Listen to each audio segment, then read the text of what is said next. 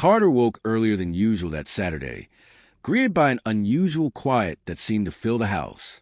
At 35, he had spent nearly 10 years with Emily, and lately, mornings carried a strange emptiness. No cheerful greetings, no shared smiles over coffee, just silence, broken only by the occasional buzz of her phone. As he passed her home office to grab his laptop, curiosity nudged him. He didn't intend to pry, but when her messaging app opened by accident, what he saw stopped him cold. In a chat with her closest friends, Emily had typed, "I don't love him anymore. Honestly, if Daniel just disappeared before my birthday next week, that would be perfect." No laughter followed. Only one reply. "Girl, you're savage." Emily's response was calm. "I'm just being honest. I'm tired of pretending." The words cut deeper than Carter could have imagined. This wasn't merely infidelity, it was contempt. She hadn't just stopped loving him. She wished he were gone. Carter didn't confront her that day. He watched instead. Emily grew colder, staying out late with vague excuses, and keeping her phone face down. Quietly, he began documenting everything, calls, messages, even her new gym membership. Suspiciously timed to coincide with Ethan Wallace, a co-worker whose name came up far too often. He played it calm, polite, even affectionate. He smiled, cooked, brought flowers, not for her, but as part of a plan he was carefully building. On Wednesday evening, Emily returned smelling of unfamiliar cologne. When Carter asked about her day, she rolled her eyes, sneering. "You wouldn't understand. Honestly, sometimes I wish you'd just disappear. You're so boring." Carter's reply was measured, precise. That night, he decided he would no longer tolerate disrespect. By the next morning, he met with his attorney, quietly securing his finances, savings, and the deed to the home he had fully paid for, placing everything under his own control. By Friday, he was ready. Movers were scheduled under a false name. He took the day off.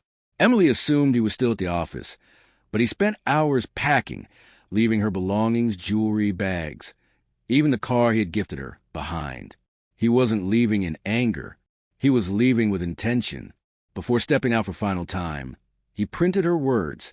"If Daniel vanished before my birthday, that would be the best gift ever." He placed a note on the kitchen table, alongside a single red rose. When Emily returned that evening, she called his name, but the house was silent. Her laughter faltered as she noticed empty closets, a missing laptop, and a printed message. Her phone buzzed with notification. The joint account had been closed. A brief text followed. "Wish granted. Enjoy your gift." Reality hit. The man she had mocked was gone. Gone for good. At first, she tried to mask her panic, but mounting bills, frozen accounts, and Carter's complete absence shattered any facade. Even her friends began to drift away, whispering about how she had driven away a good man.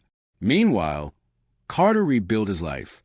He moved to Denver, settled into a peaceful apartment with a view of the mountains, and joined a new firm where no one knew his past. He focused on himself, working out, traveling, rediscovering peace. Months later, he met Lily, a woman whose laughter was warm, genuine, and free of mockery.